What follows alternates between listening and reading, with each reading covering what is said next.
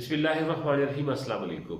ایک بادشاہ اپنے چند مصاحبوں اور چند غلاموں کے ساتھ دریا کی سیر کو نکلا تو کشتی میں ان کے ساتھ ایک ایسا غلام بھی آ بیٹھا جو پہلی مرتبہ کشتی میں سفر کر رہا تھا۔ جب وہ دریا کے درمیان میں پہنچے تو دریا کی خوف کی وجہ سے وہ غلام چلانے لگا، رونے لگا۔ بادشاہ کے ڈانٹنے کے باوجود وہ چپ نہیں ہوا اور مسلسل روتا رہا۔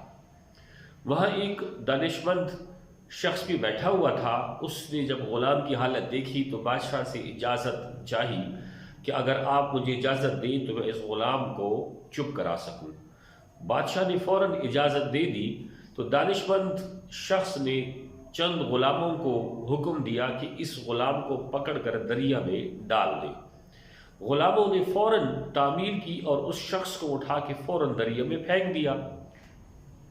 غلام جب چند غوطے دریا میں اس نے لگائے تو دانشمند شخص نے دوبارہ غلاموں کو حکم دیا کہ اس غلام کو دوبارہ پکڑ کے کشتی میں بٹھا دو۔ غلاموں نے فوراً حکم کی تعمیل کی اور جو بندہ ڈوب رہا تھا اس کو اٹھا کے دوبارہ کشتی میں بٹھا دیا تو جو ڈوبنے والا شخص تھا وہ فوراً خاموش ہو گیا، چپ کر کے بیٹھ گیا۔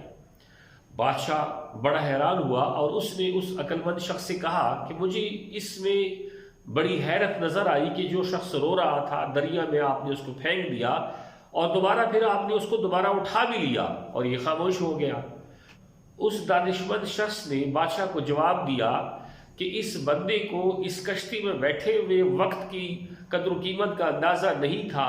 یہ جو سکون سے بیٹھا ہوا، امن سے بیٹھا ہوا تھا، اس کو اس کی قدر و قیمت کا اندازہ نہیں تھا، لیکن جیسے اس کو دریا میں ہم نے چند غوطے دیے اور وہاں اس کی تکلیف اٹھائی تو تب اس کو اس کشتی میں بیٹھے ہوئے وقت کا اندازہ ہوا کہ میں تو یہاں سکون سے تھا اور اگر میں اس کشتی سے نیچے چلا جاؤں گا تو میں ڈوب جاؤں گا۔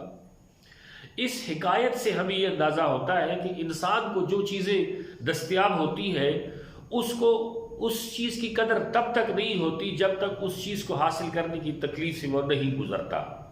ہم میں سے اکثر لوگوں کو آپ نے دیکھا ہوگا کہ ماں باپ سے ملی ہوئی وراثت کو وہ دونوں ہاتھوں سے لوٹ رہے ہوتے ہیں چونکہ وہ اس کو کمانے کی تکلیف سے نہیں گزرے ہوتے۔ انسان کو بھی اس چیز کا احساس نہیں ہوتا جو اسے میسر ہوتی ہے جب تک وہ اس تکلیف کے مراحل سے نہیں گزرتا۔ زندگی میں انسان مسرت اور کامیاب زندگی تب بسر کر سکتا ہے جب وہ تکلیف اور راحت کے دونوں فیزز سے گزر چکا ہو اور اس کو اندازہ ہو کہ تکلیف جب انسان پہ آتی ہے تو اس وقت اس کی کیا حالت ہوتی ہے اور جب اس کو خوشی ملتی ہے اس تکلیف کے بعد تو اس کی کیا حالت ہوتی ہے۔ اللہ تعالی ہم سب کو آسانی عطا کرے۔ جزاک اللہ۔